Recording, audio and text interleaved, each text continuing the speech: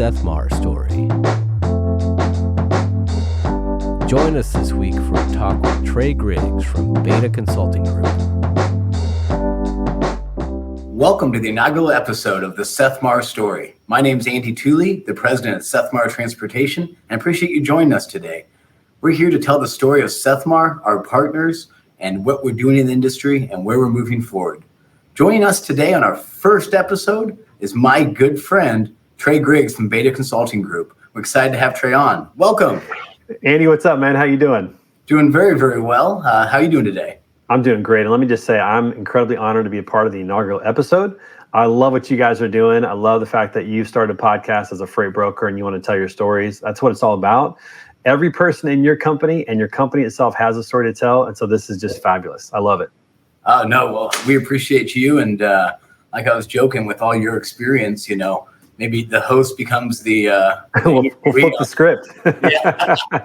No, you're going to do a great job. I'm excited to be here, man.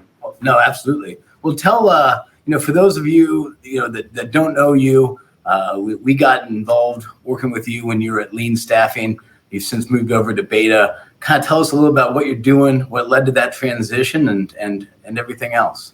Yeah, I mean, I was at Lean for 2 years, enjoyed working there, got to meet you and so many other great companies in the industry as a part of what I was doing for them as a brand ambassador. But I think at the end of the day, I finally realized that I'm just a terrible employee. I have that entrepreneur's kind of mindset. I want to go out and just help as many people as possible. And I want to be able to kind of steer the ship. And if it's not my ship to steer, then it just kind of was like a problem. It was like tension and it wasn't anything bad. I just finally came to that conclusion and my wife agreed. And when that happened, the stars aligned, it was time to make a change. And so, Beta Consulting Group is our company that is all about helping other companies tell their stories through marketing, messaging, branding, content creation, podcasting, social media messaging, whatever it is to help them position their brand and move out of that realm of obscurity into becoming a well-known brand within our industry. That's what we're working to do. That's awesome. That's a great mission. There's definitely what I would say a void in that. A lot of people take swings at different things, but they don't do it with consistency. And if you've ever enjoyed your standing out episodes every day, at the same time, that kind of continuity, I think really helps in building a brand. Yeah, and at the recording of this, we're at about 133 episodes right now since March 1st. And so we're going to be at 200 in probably a couple of months by the end of October. We'll celebrate again, but that consistency really is critical. And I think people, they have an idea and they put a lot of effort into it, and then eventually they just kind of get tired, or it's not their passion, or they don't figure out why they're doing it. They don't necessarily understand that, and they give up sometimes, and they miss out on that compound effect of continual branding. Yes, the compound effect is a very real thing. We actually talk about that here at Sethmar quite a bit, incrementally doing something better every day and building on those results. That's in our DNA. When you talk about a brand ambassador, what is that? Can you kind of dig more into that? Because I love that term. I think it's great. And so, kind of from your lens, what does that mean, and how do you guys go about that? Yeah, I mean, the easiest way to think about it is to go back to the Verizon days of the "Can you hear me now" guy. Right. I mean, they took a person and they created a brand around that person that everybody knew that. Everybody, that became kind of the mantra of cell phones, of mobile services. Can you hear me now? We still say that. Can you hear me now? Can you hear me now? So it was a genius move on their part. And they had a person that reflected their brand and did that. And they ran with that for a long time. And I think eventually he moved over to Sprint, became the brand ambassador for them. But the point is, it's to personalize a brand. Why does Nike sign LeBron James or Michael Jordan? Why did they have Kobe Bryant? Why do they have Tiger Woods? Why do they have these athletes or whoever that represent their brand? It's because it personalizes the brand. It emotionalizes the brand. I mean, that whole campaign that they did with Michael Jordan of "I want to be like Mike" was genius. Gatorade did that when he was a brand ambassador for Gatorade, because now people are like, yeah, I do want to be like Mike. I want to jump like he jumps. I want to shoot like he shoots. And of course, I want to drink like he drinks. And so creating a personal brand around a corporate brand emotionalizes it. It personalizes in a way that a corporate brand often struggles to do. Some corporate brands get it done, but a lot of times having that brand ambassador who can personalize the brand and make it more relatable is really powerful. And that's what I have the fortune of doing. I'm a brand ambassador for 2 companies right now, with Green Screens and with Taps, and have a couple others that I'm talking to. And I love being able to promote those brands in ways that will hopefully be really beneficial and valuable for both them and their customers. No, that's awesome. And to me, especially in the freight brokerage world, there's 25,000 freight brokerages out there. A lot of them look alike, feel alike, and the only way that you can stand out is through people. And I always tell people internally, be yourself. Let yourself shine through, and it rolls into who Sethmar wants to be. But those, people differentiate, freight brokerage from freight brokerage to me. Yeah, I would agree with that tremendously. And I think that the companies like yourself, companies like Freightvana and some others that are out there that are embracing that personal brand that each employee brings. Each employee has a story. Each employee has strengths and benefits and ways that they're going to make Sethmar better. And by enhancing and amplifying those personal brands, you're amplifying the Sethmar brand as well. You're making recruiting easier moving forward, because people are going to say, I want to be a part of that brand. I want to work there. You're making customer acquisition easier because they start to understand the culture and what you believe in, what you value as a company, that you're a fun company, but you get the job done. And they might want to be a part of that. So when you embrace the corporate, the personal brands within a corporate brand, you're doing yourself a huge service in several ways that you may not feel, or you may not see it on a P&L, but you're definitely going to feel the momentum that comes from that. Yeah, absolutely. And I want to touch on it, and you've kind of already jumped to it, personal brand, company brand, and the intertwining of that. I've seen a lot of places struggle. We've probably all worked at a big shop, which is very black and white.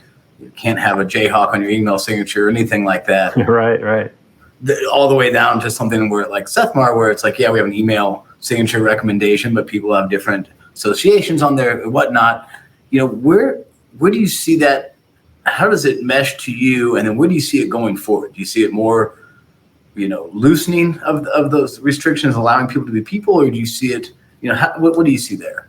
I think the wise companies will. And why I say that is that our entire, society and culture through social media is becoming much more personal and individualized, giving people a platform, giving people a voice, giving people an opportunity to share what they think or what they feel or their opinions. And so from a company standpoint, obviously you want to have some guidelines, you want to have some boundaries, but if you trust somebody enough to hire them, to bring them into your system, to give them an email address and access to your files and all those kind of things. If you trust them for that, then you should trust them also on social media, and you can coach them, you can help them out a little bit. People are going to make mistakes. I've certainly made my share of mistakes on social media, and it happens. But Sure. If you trust people to hire them to do a job, and you trust them and you teach them on social media, you should embrace that. And if you can't trust them on social media, if you can't trust them in other areas, might make you think twice about if you can trust them on the job. To me, this kind of goes hand in hand. So when you're thinking about your hiring practices and when you think about your culture and who you're bringing into your company, to me, what they do on social media is kind of secondary in many ways. Obviously, you got to keep a pulse on it. Obviously, you got to make sure that, the corporate brand doesn't get tarnished. But again, it just goes back to the culture. If you're hiring great people who you want to be on your team, they're probably going to do a great job representing your brand in their personal brand. I think that's what we're seeing at companies like Freightvana, which I'm going to point out to them out all the time. We're trying to do that at Beta Consulting Group with our people, with Chris Horton and others that are part of our team as well. When you have a great culture, people want to represent that well. People want to talk highly about that company. It's when they don't have a great culture that you're in trouble. And so again, it goes back to, if you don't trust your people, there's a deep-rooted issue within the culture of the company that's the real problem. Yeah, no, I think you hit the nail on the head, at least that resonates with me. We always say we're hiring big girls, big boys. We don't want, we don't want to have to babysit people. And the same goes with that personal branding online, et cetera. Don't want to have to sit there and peruse through someone's Facebook. Just hire them, trust them, and empower them. And I think that there's, like if I'm giving, advice to anybody personally, but also for corporate brands, there's some things that you may want to stay away from a little bit. When you think about talking politics on social media, whether you're talking business or not, it's generally not a good idea to talk politics. You're usually not going to win in those situations, and it's going to create more division and chaos. And the same thing might be true it might be the case for religion in some cases. Like, I'm a Christian and I talk about that and my faith and whatnot. but I'm doing it to encourage people. And I'm certainly not arguing with people or trying to convince people why they're wrong or what. I mean, there's ways to do those types of things, right? And so I think there's some coaching that can go along to it. You can help people understand the impacts of their personal brand, the impacts of their activity on social media and their words and what they're saying. But again, that all goes to the leadership and the culture of your company. And if you're doing a great job with that, then you're not going to have to worry about a lot of those issues on social media. A lot of it takes care of itself. Sure. No, absolutely. And, to that point, to brand building, social media, our foray into a Sethmar Story podcast here. What do you see with, video content marketing? I know a lot of people have a lot of success for it on LinkedIn. You've shown success, with me and built my interest in it. So kind of tell me what you think about where video content marketing is, where it's going, and thirdly, being the pro that you are, like you've shared a lot of tips for us today, give some tips out there to people that want to jump on, try things.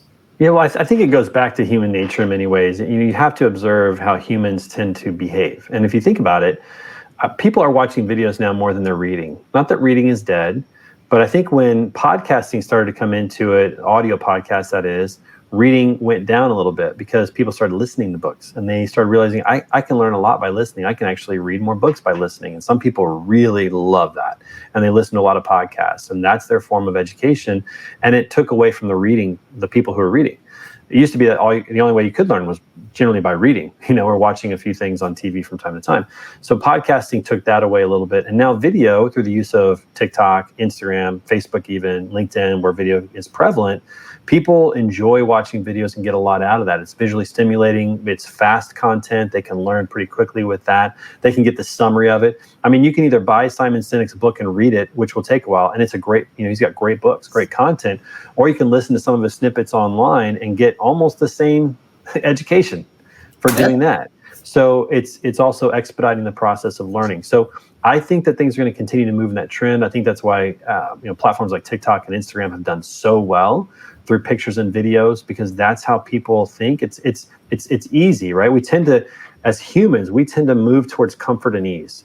And that's why technology has been so great, because it's created so many conveniences in our lives, and we love that. And this is the same thing. And so if I'm a company or if I'm a person and I want to have the biggest reach possible, video is one of the first things that I would do. It's one of the reasons why I podcast daily and I've got my weekly podcast, because I want to have the greatest possible reach that I can. And I want to do it as quickly as possible. And video is pretty enticing to people. They can feel like they connect. They can see your facial expressions. They get the content in short form where they get it pretty quickly. And to me, that's only going to grow. So I love the fact that you guys are doing this. Like I said earlier, I think more people and more companies should do this.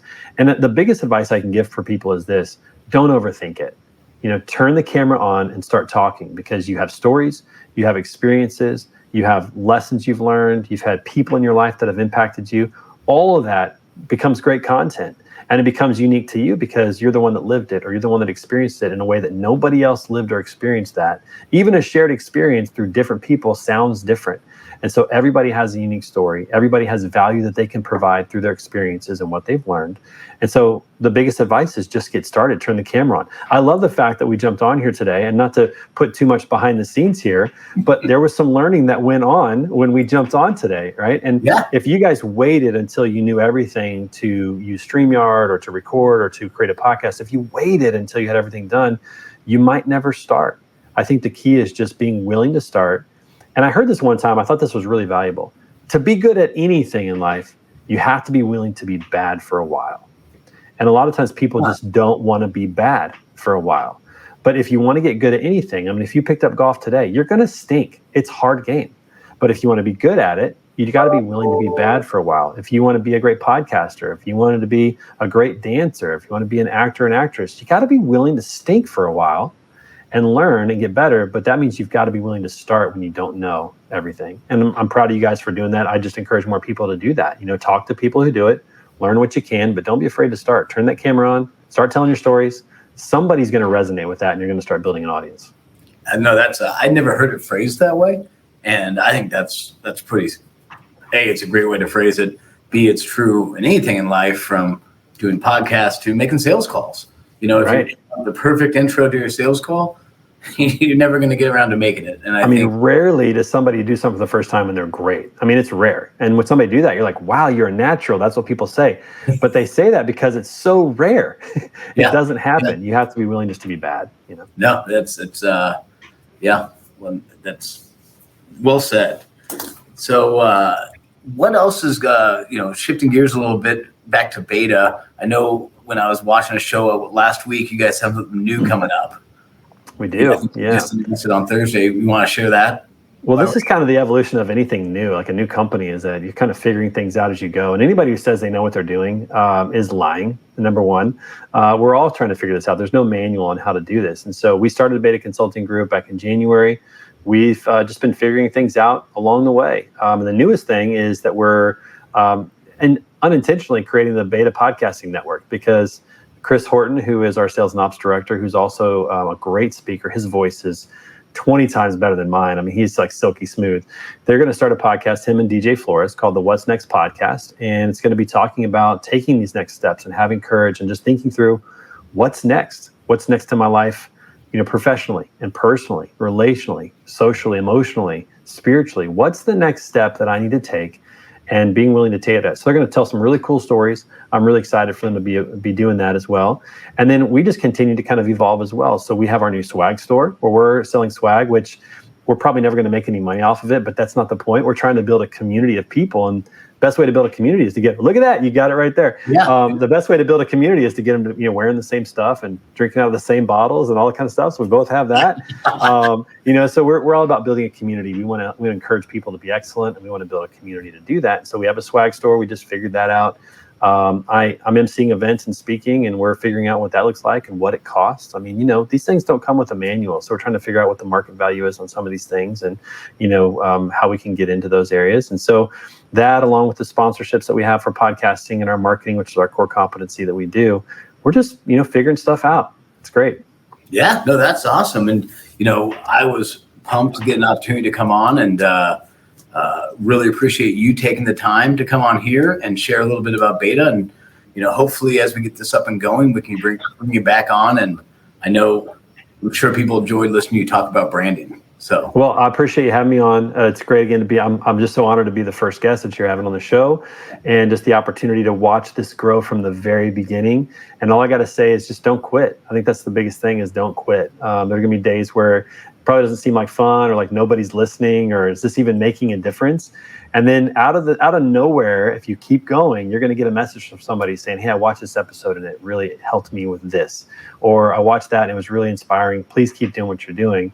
And you know that you're making an impact. The biggest thing is don't quit, especially when it feels like it's not making a difference. Nobody's watching. Why are we doing this? Just don't quit, because it's going to make a huge impact what you guys are doing. And it's going to, I believe, give other companies that kind of freedom or that license or that creativity to say, hey, maybe we should tell our story through this. And I think that's going to be awesome. I love it.